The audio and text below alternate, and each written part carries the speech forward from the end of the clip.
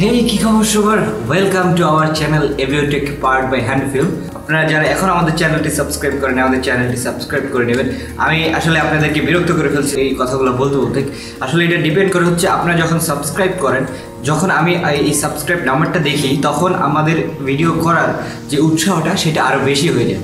বা আমি যখন আগে ভিডিও বানাতাম, যখন আমি দেখতাম যে আমার 200-300 সাবস্ক্রাইবার, তখন আমি ওরকম মন দিয়ে বা ওরকম ভালোভাবে ভিডিওগুলো বানাতে পারতাম না, কারণ আমি ভাবতাম যে এই ভিডিওগুলো যদি আমি বানাই তাহলে অল্প কিছু মানুষ দেখবে। আর এই জন্যই আমি আপনাদেরকে বলি, আপনারা যদি সাবস্ক্রাইব করেন, আমি যখন দেখবো আমার চ্যানেলে 1 লাখ সাবস্ক্রাইবার, তখন আমি আরও বেশি এফোর্ট দেবো ভিডিও বানানোর জন্য। সো আপনারা নিশ্চয়ই সাবস্ক্রাইব করবেন আশা করি। আর যারা অলরেডি সাবস্ক্রাইব করে ফেলেছেন, আমাদের সাথেই আছেন, তাদেরকে অসংখ্য ধন্যবাদ। আজকে আমাদের যে ভিডিও টপিক, সেটা আমার পেছনের এই এয়ারক্রাফটগুলো দেখেই বুঝতে পারছেন। আমাদের আজকে ভিডিও টপিকস হচ্ছে আরসি এয়ারক্রাফট কি এবং ড্রোন বা ইউএভি টেকনোলজি সম্পর্কে। আমি ড্রোন বা ইউএভি বা আরসি এয়ারক্রাফটের ইন ডিটেলস বা সব কিছু আপনাদেরকে আজকে শেয়ার করবো। So coming after the intro.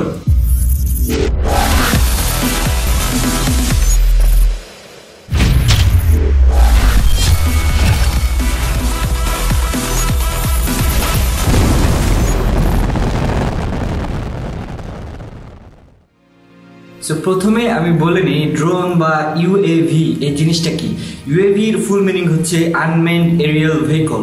মানে এটা এমন একটি যানবাহন যেটা হচ্ছে মানুষ ওই যানবাহনে থাকা ছাড়াই বাইরে থেকে বা দূর থেকে কন্ট্রোল করতে পারে। যেমন রিমোট কন্ট্রোলের সাহায্যে আমরা দেখি যে বাচ্চারা যেরকম টয় কার চালায়, সো এরকম একটা ব্যাপার। মানে মানুষের কোনো ছাড়াই যে প্লেনগুলো নিজে নিজেই চলে বা রিমোট কন্ট্রোলের মাধ্যমে অন্য কোনো জায়গা থেকে কন্ট্রোল করা হয়, সেই টেকনোলজিটাকেই ইউএভি টেকনোলজি বা ড্রোন টেকনোলজি বলে। আপনারা অনেকেই জানেন যে রাশিয়া অথবা ইউএসএ এরকম ড্রোন বানাচ্ছে যেগুলো পাইলট ছাড়াই চলে। মানে পাইলটবিহীন যেসব যানবাহনগুলো বা প্লেনগুলো, সেগুলো ইউএভির আন্ডারে চলে আসে। সো এখানে এই ইউএভিগুলো দেখতে পাচ্ছেন, এগুলো সবগুলোই কন্ট্রোলিং করা হয় দূরে থেকে বা রিমোট কন্ট্রোলের সাহায্যে। এগুলোকে ড্রোনও বলা হয় এবং স্পেশালি এগুলোকে ফিক্সড উইং এয়ারক্রাফট বলে বা ফিক্সড উইং আরসি এয়ারক্রাফট বলা হয়। এবং কিছু আছে কোয়াডকপ্টার, যেটা 4টা মোটর থাকে, সেটাও আমি আপনাদেরকে একটু পরে দেখাবো। তো এই হচ্ছে ওভারঅল ড্রোন বা ইউএভি। এটা মেইনলি স্পোর্টস ইউএভি বা আরসি এয়ারক্রাফট। বড় বড় যে ড্রোনগুলো, সেগুলো বানানোর আগেই এইসব জিনিস দিয়ে বানিয়ে প্র্যাকটিস করা হয় এবং ওইসব বড় বড় ড্রোন ম্যানুফ্যাকচারিং করার আগেই এই টেকনোলজিগুলো জানা বা এগুলোর সাথে ফ্যামিলিয়ার হওয়া ব্যাপারটা অনেক বেশি জরুরি। তো এই হচ্ছে ওভারঅল ড্রোন কি বা ড্রোন ইউএভিটা কি বা আরসি এয়ারক্রাফটটা কি, সব কিছু একই জিনিস বলা হয় বা সব কিছুকে একসাথে ইউএভি বা ড্রোন বলা হয়। তো এখন আমরা জানবো সেটা হচ্ছে আমরা এই ইউএভি বা ড্রোনগুলো কখন কোথায় কোথায় ইউজ করব। সো দেখা যাচ্ছে যে অনেক সময় সার্ভেলেন্সের কাজে বেশিরভাগ ইউজ করা হয়। যেমন আমরা দেখি যে কোনো জায়গায় যদি মানুষ পৌঁছাতে না পারে, সেই সব জায়গায় এই ছোট ছোট ড্রোনগুলো ইউজ করা হয়। এছাড়াও যুদ্ধক্ষেত্রে এই ড্রোনগুলো ইউজ করা হয় দেখার জন্য যে শত্রুরা কোথায় আছে, উপর থেকে দেখার জন্য। আর এই ড্রোনগুলো যদি ক্র্যাশও হয়ে যায়, এগুলোতে তেমন ক্ষয়ক্ষতি হয় না। তো ওটার আরেকটা পারপাস। আরেকটা হচ্ছে যেটা হচ্ছে যখন দেখা যায় কোনো বিল্ডিংয়ের উপরে আগুন লেগে যায়, কিন্তু মানুষের পক্ষে পৌঁছানো সম্ভব হয় না ওইসব জায়গাগুলোতে, সেই জায়গায় আমরা এইসব ড্রোনগুলো পাঠাতে পারি। আবার অনেক সময় আমরা দেখতে পাচ্ছি যে অলরেডি অ্যামাজন বা ইউএস এর বড় বড় যে কোম্পানিগুলো, তারা এই ড্রোন ইউজ করে তাদের পার্সেলগুলো মানুষের বাসায় পাঠাচ্ছে। এই ড্রোনের ভালো ইউজ এবং খারাপ ইউজ দুইটাই আছে। সো এটা আসলে ডিপেন্ড করবে আমরা কী ধরনের ইউজ চাচ্ছি এটা থেকে। মেশিন যেরকম, মেশিন ভালো কাজেও ইউজ করা যাবে, খারাপ কাজেও ইউজ করা যাবে। সো এই ইউজটা আসলে আমাদের নিজেদের উপর ডিপেন্ড করে। তো আমরা এই ড্রোন টেকনোলজিটাকে সবসময় ভালো কাজে ইউজ করার জন্যই বেশি উৎসাহ দিয়ে থাকি এবং ভালো জিনিসগুলো করার জন্যই এই ড্রোনগুলো তৈরি করা হয়েছে। তো এখন আমি বলবো যে ড্রোনকে কয় ভাগে ভাগ করা হয়। ড্রোনকে আসলে 3 ভাগে ভাগ করা হয়। নাম্বার 1 যেটা হচ্ছে ফিক্সড উইং ড্রোন। এই ধরনের ড্রোনগুলো নর্মালি উইংস সম্বলিত থাকে এবং এই উইংসগুলো ফিক্সড থাকে। এগুলো মেইনলি স্পোর্টস ইউজ করা হয় এবং মিলিটারিতেও আপনারা দেখে থাকবেন যে এরকম বড় বড় এই ফিক্সড উইং ড্রোনগুলো ইউজ করে থাকে। তারপর নাম্বার 2 যেটা, সেটা হচ্ছে রোটারি ড্রোন।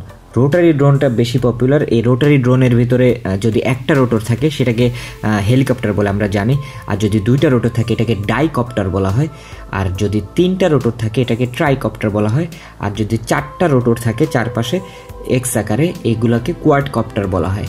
আর এভাবে হেক্সাকপ্টার, অক্টাকপ্টার, এরকম আরও অনেক ধরনের কপ্টার থাকে। তো এগুলোর ভিতরে কোয়াডকপ্টারটা হচ্ছে সবচেয়ে বেশি পপুলার বা এই কোয়াডকপ্টারটা বেশি প্রচলিত। তো কোয়াডকপ্টারের ভিতরে কিছু আছে, যেমন ছোটোগুলা, যেমন একেবারে মিনি ড্রোন পাওয়া যায়, এগুলো হচ্ছে একেবারে ইনডোর ফ্লাইটের জন্য সবচেয়ে ভালো। এগুলোতে ছোট সেলফি ক্যামেরাও এখন দেখা যায়। এগুলো খুবই কম বাজেটের ড্রোন, 1,500-2,000 টাকার ড্রোন এগুলো।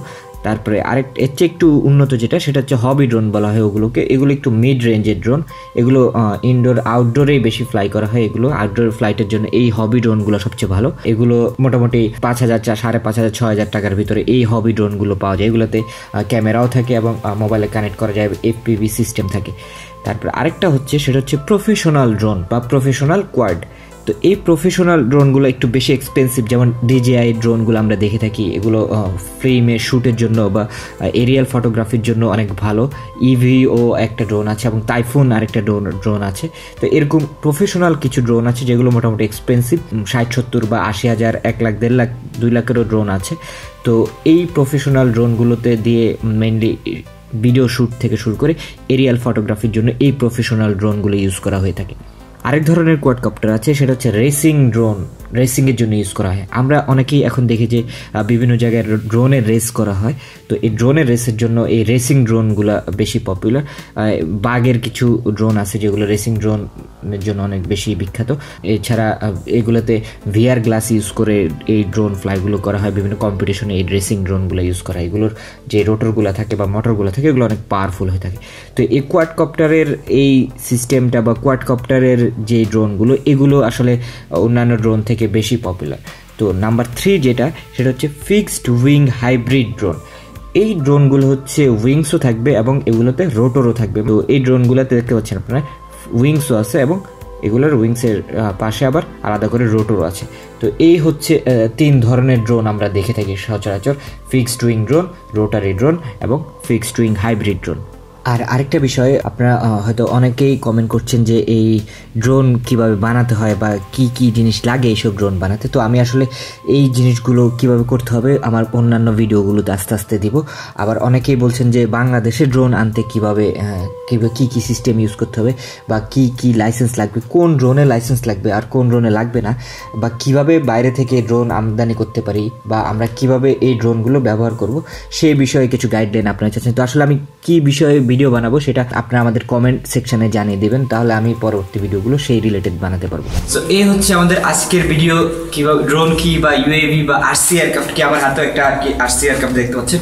তো আমি আজকে বলার চেষ্টা করলাম যে RC এয়ারক্রাফট কি এবং এটার টেকনোলজিটা কি এবং এটা কোথায় কোথায় আমরা ইউজ করব।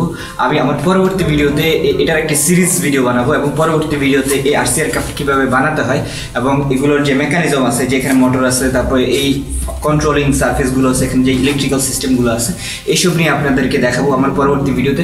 তো সবাই আমাদের সাথে থাকবেন। আর এখনও যদি আমাদের চ্যানেলটি সাবস্ক্রাইব করে না থাকেন তাহলে সাবস্ক্রাইব করে নেবেন, কারণ আমি এই ভিডিওগুলো যখন আপলোড করবো তখন তাড়াতাড়ি আপনাদের কাছে চলে আসবে। সবাই ভালো থাকবেন, সুস্থ থাকবেন। দেখা হবে আপনাদের সাথে আমাদের নেক্সট ভিডিওতে এই RC এয়ারক্রাফট কীভাবে আমরা বানাবো বা কীভাবে বানাতে হয় এবং এটার মেকানিজমগুলো নিয়ে কথা বলবো। তো ততদিন পর্যন্ত সবাই ভালো থাকবেন, সুস্থ থাকবেন অ্যান্ড হ্যাপি ফ্লাইং।